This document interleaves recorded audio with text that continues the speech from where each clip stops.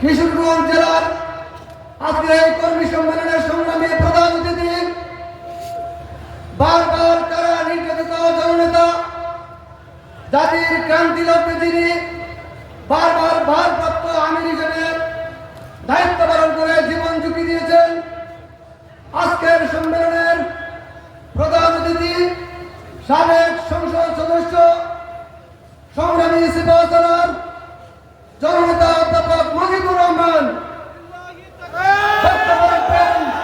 প্রধান অতিথি জননেতা অধ্যাপক মুজিবুর রহমান।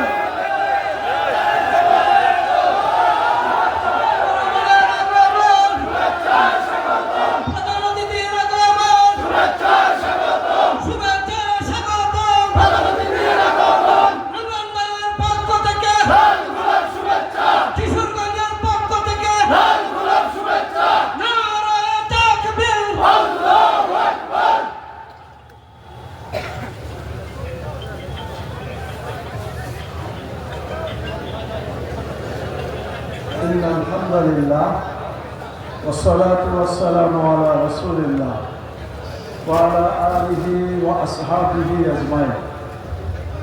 বাংলাদেশ জামাত ইসলামী কিশোরগঞ্জ জেলা কর্তৃক আয়োজিত আজকের এই ঐতিহাসিক কর্মী সম্মেলনে সম্মানিত সভাপতি জনাব অধ্যাপক রমজান আলী কেন্দ্রীয় মজলিসে শুরার অন্যতম সদস্য, উপস্থিত আছেন বাংলাদেশ জামাত ইসলামীর কেন্দ্রীয় নির্বাহী পরিষদের অন্যতম সদস্য এবং বাংলাদেশ সুপ্রিম কোর্টের কথিত যশা আইনজীবী, ইসলামী ছাত্র শিবিরের সাবেক কেন্দ্রীয় সভাপতি জনাব অ্যাডভোকেট মতিউর রহমান আকন। উপস্থিত আছেন বাংলাদেশ জামাত ইসলামের কেন্দ্রীয় কর্মপরিষদ সদস্য, এই অঞ্চলের সংগ্রামী পরিচালক বিশিষ্ট আলেমে দিন ডক্টর সামিউল হক ফারুকী। উপস্থিত আছেন ইসলামী ছাত্র শিবিরের সাবেক কেন্দ্রীয় সভাপতি, কেন্দ্রীয় কর্মপরিষদ সদস্য, বাংলাদেশ ইসলামী ছাত্র শিবিরের সাবেক কেন্দ্রীয় সভাপতি, আপনাদের সকলেরই আকর্ষণের জায়গা জনাব ডক্টর শফিকুল ইসলাম মাসুদ। উপস্থিত আছেন মনেরশাহী এবং আশেপাশের অঞ্চলে কিশোরগঞ্জ সহ আশেপাশের অঞ্চলের জেলা আমির সহ সম্মানিত নেতৃবৃন্দ, ইসলামী ছাত্র শিবিরের প্রিয় ছাত্র ভাইরা, শ্রমিক কল্যাণ ফেডারেশনের শ্রমিক ভাইরা, উপস্থিত আছেন আমার সামনে সাংবাদিক বন্ধুগণ।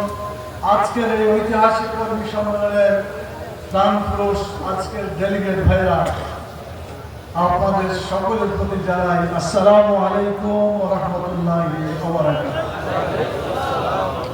আপনারা সবাই ভালো আছেন? আলহামদুলিল্লাহ, আল্লাহ ভালো রেখেছেন বলে আপনারা এসেছেন, আমরাও এসেছি। গতকাল পর্যন্ত আবহাওয়া ভালো ছিল, প্রাণ ভরে শুকরিয়া আদায় করি আলহামদুলিল্লাহ। আমি আপনাদের কয়েকটা প্রশ্ন জিজ্ঞেস করব।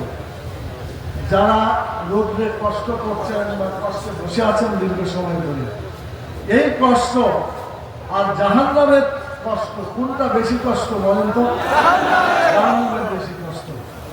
একটা হাদিস আছে, যারা দুনিয়াতে কষ্ট করবে তারা আখিরাতে শান্তি পাবে, যারা দুনিয়াতে শান্তি করতে চায় আখিরাতে তাদের কষ্ট হবে। মান নাজাল্লা দুনিয়াহু ফায়ানফাউল আখিরাহ।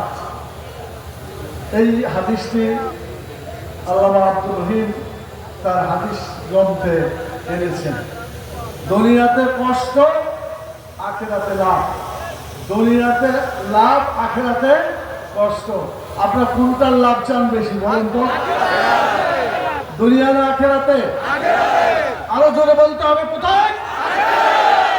আখিরাতে আমরা শান্তি পেতে চাই।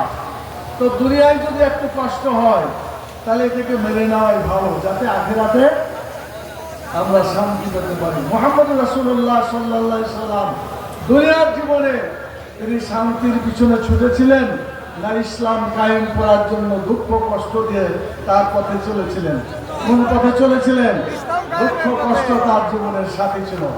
হাদিসে আছে রাসূল সাল্লাল্লাহু আলাইহি ওয়াসাল্লাম বলেছেন, হুজবাতিন নারু বিশহাওয়াতি ওয়া হুজবাতিল জান্নাতু বিল মাকারিহি ইলা আখিরিল হাদিস।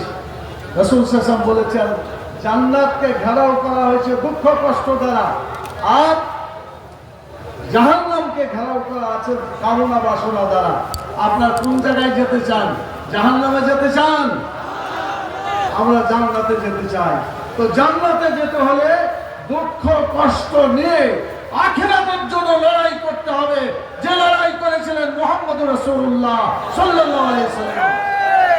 আপনাকে সেই দুঃখ কষ্ট করে মুহাম্মদুর রাসূলুল্লাহ সাল্লাল্লাহু আলাইহি ওয়াসাল্লামের মতো সাহাবায়ে কেরামদের মতো জীবন বাজি রেখে আল্লাহর জমিনে আল্লাহর আইন চালু করার জন্য সংগ্রাম করতে চান? যারা যারা চান হাত উঠে আল্লাহকে দেখান। আল্লাহকে দেখুন, আল্লাহকে দেখেন। আমাদের জীবনে যা কিছু আছে সব কিছুর বিনিময়ে তোমার আইন বাংলাদেশে চালু করতে চান। কবুল করো। ربنا تقبل منا انك انت السميع العليم وتب علينا انك انت التواب الرحيم। আপনার হাত নামান। বক্তৃতা শেষ। এখন আপনার কয়েকটা কথা বলে আমার কথা শেষ করতে চাই। প্রথম নম্বর কথা হচ্ছে, আল্লাহ তাআলা কোরআন মাজিদে সূরা বনী ইসরাঈলের দুটো ইম্পর্টেন্ট আয়াত, ৮০ নম্বর আয়াত আর ৮১ নম্বর। কত নম্বর আয়াত? ৮০ এবং ৮১। কোন সূরা? বনী ইসরাঈল। ৮০তে বলেছে